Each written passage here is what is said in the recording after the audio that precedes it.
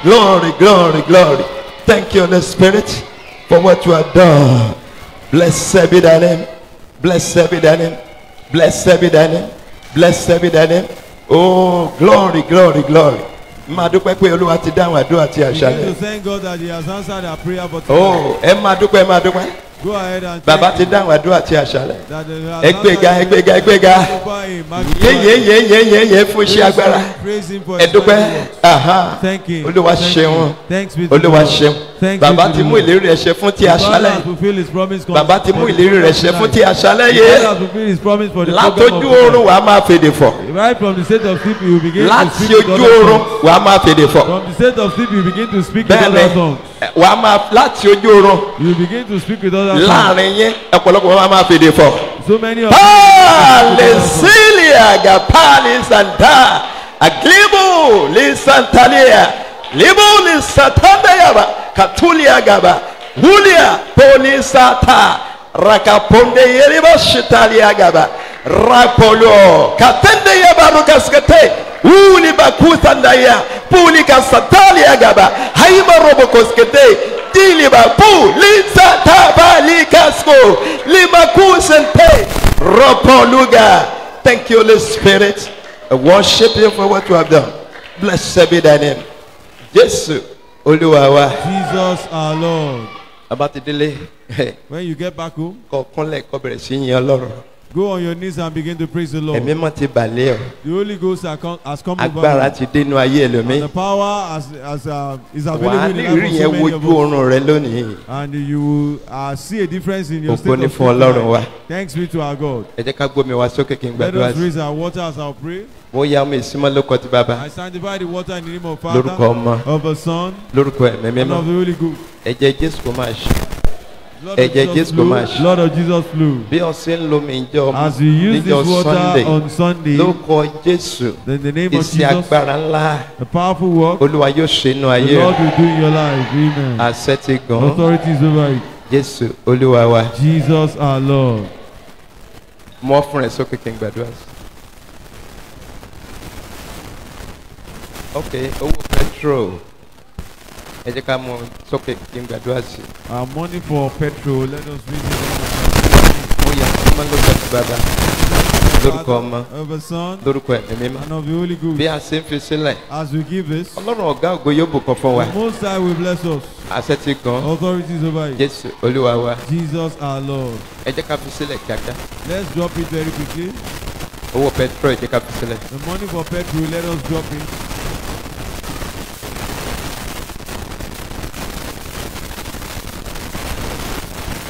The revival continues tomorrow, do not forget. And the Lord will do yet a new thing tomorrow. A lot of the men are not here tonight. The Lord will help us. Father, we are going in your name. Go with us. Lord, protect us. Let us sleep peacefully. Let us wake up happy. I pray on the offering. Lord of Jesus flow. As we give, the Lord bless us. As in Jesus' name we never lack. The promise of God concerning us will come to pass upon our lives. The grace of our Lord, the love of God, the knowledge of Holy Spirit, descend and abide with us now and forever. Amen. Amen. Jesus' name. Rise for our help. Redeem us. Amen. Amen. Amen. Hallelujah. 1, 2, 3. Hallelujah. Hallelujah. Hallelujah. Hallelujah. Hallelujah. Hallelujah. Hallelujah. Hallelujah. Hallelujah. Ẹ̀yin bàbá lógo. Ẹ̀yin bàbá lógo. Ẹ tún bá mi yìn bàbá lógo. Kábíyèsí. God bless you in Jesus' name.